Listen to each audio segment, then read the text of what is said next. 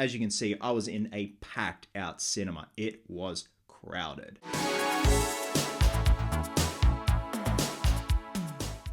Hey guys, welcome back to a new video on the channel. I just got back from seeing Dracula, The Voyage of the Demeter, or The Last Voyage of the Demeter. It has a few names all over the world, but for Australia, it's Dracula, The Voyage of the Demeter. Now, this film has next to no marketing here in Australia. There have been like a few TV spots, a few online TV spots, like on social media, and a few posters, but next to that, it's been nothing. Like, I barely knew about this film. I don't know if that was a conscious decision with the marketing team, with the studios and stuff like that, but yeah, there's been next to nothing. I don't know if it's something similar in the United States or other parts of the world, but this particular storyline is based on a chapter from Bram Stoker's Dracula that is told from the perspective of the captain's log. We have a ship called the Demeter with a bunch of crew members sailing from Transylvania to England, and they are obviously carrying a very dangerous piece of cargo, which is the man himself, Dracula.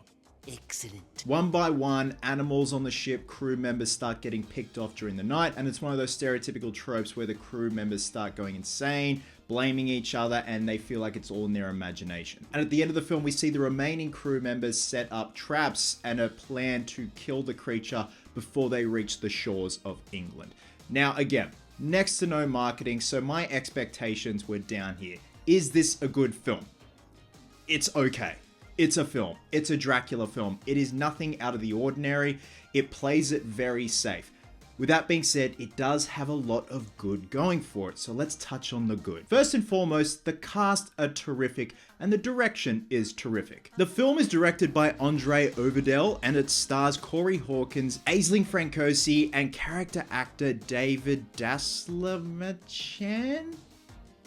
Polka Dot Man from the Suicide Squad. We also have character creature performer Javier Bodet as Dracula, and it's a good ensemble. Everyone plays their bit. It is the traditional ragtag bunch of crew members on a ship, but they all play their part and they all play it pretty damn well. But to me, the standout is Corey Hawkins. Like, I thought the guy was British, and I had no idea who's actually American. So he does a top-notch job. He is a doctor. He is on the ship. He wants to commute from Transylvania all the way to England, but obviously they run into a little problem on the ship with a mysterious piece of dangerous cargo that keeps picking them off one by one. Of course, being a man of science, he's trying to figure out what's going on with the victims. Some survive, but succumb to the effects of Dracula's bite. Now, apart from a director who understands the source material a little too well and sticks too close to what's familiar, and a pretty good cast, we also have some pretty damn good imagery. What I love is the slow burn with the reveal of Dracula. The whole film itself is a slow burn. It nearly clocks in at 2 hours, and it could definitely have been shaved down to an hour and a half. It is a very slow burn with the eventual reveal of the creature itself. But before that, we see it hinted in glimpses of light, utilizing lightning from storms on the sea to showcase Dracula's silhouette and his glowing eyes as well, and also just have him hidden in the shadows off to the side of a frame.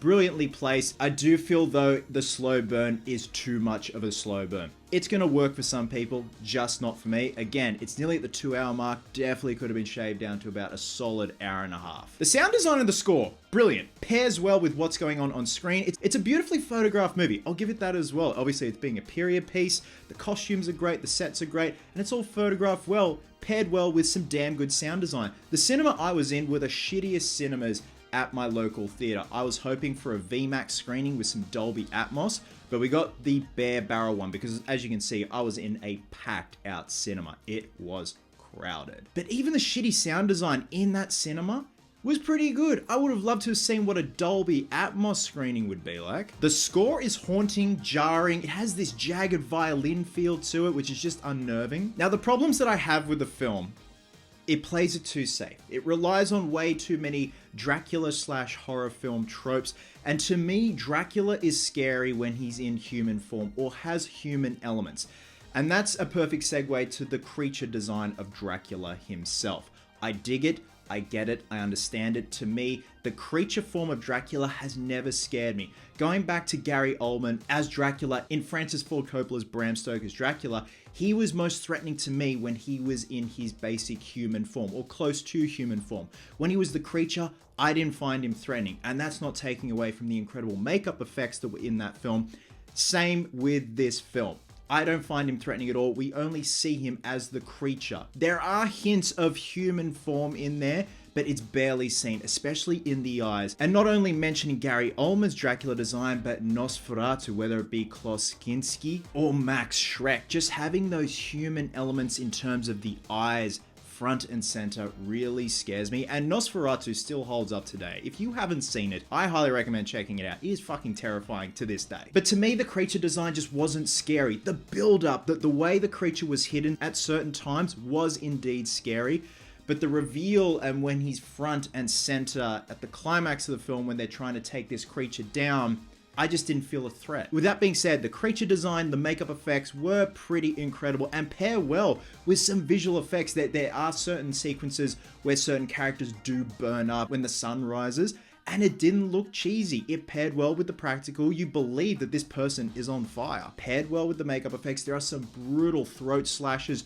throat bites, bones and stuff like that. And it was pretty satisfying and pretty realistic to see. So apart from lackluster marketing, I really think Dracula fans are going to have a decent time with this. I am not a hardcore Dracula fan. I am very eager to see the Robert Eggers Nosferatu film that is in the works with Willem Dafoe and Aaron Taylor-Johnson and Bill Skarsgård. To me, when I think of Dracula and what scares me the most, it's always going to be Nosferatu. Dracula is so subjective. Like, some people may even think Nicolas Cage's turn in Renfield will scare them. And that's the thing, you cannot compare Renfield to this film. It is each end of the spectrum. But I just feel it plays it too safe with the typical horror tropes, relying on red herring jump scares. You can tell when a jump scare is about to happen, especially in the sound design when it goes quiet. It just didn't wow me, and it just didn't do anything different nor stand out from a crowd of so many Dracula films. And going back to the design of the creature, Dracula in human form always scares me. It just makes it all the more realistic in terms of the actual final form creature or what he can turn into as a creature. I have a feeling this is going to be a pretty divisive film in terms of people digging it and people just being like, it just didn't do it for me. Unfortunately, it just didn't do it for me. With that being said, it does have a lot of good going for it. You can tell everyone is trying their fucking hardest in this film, whether it be in front of the camera or behind the camera. For me, it just missed the overall mark in terms of wowing me and doing something different. And with that, I'm going to be giving Dracula Voyage of the Demeter 3 excellent blares out of 5. So guys, drop a comment below if you are in other parts of the world. Let me know what the marketing's been like for this film. Again, here in Australia, like next to nothing. There was a premiere screening last night, and yeah, it just didn't seem very eventful. So I don't know if that was a conscious choice from the studio where they wanted to save money because they knew this was going to underperform. I don't know. I feel like if this had more eyes on it, it would be good. There is a hook at the end where they're definitely trying to create a universe with this film. In terms of how it's going to perform box office wise, it's going to be pretty interesting. Love you guts, and I'll catch you in the next one.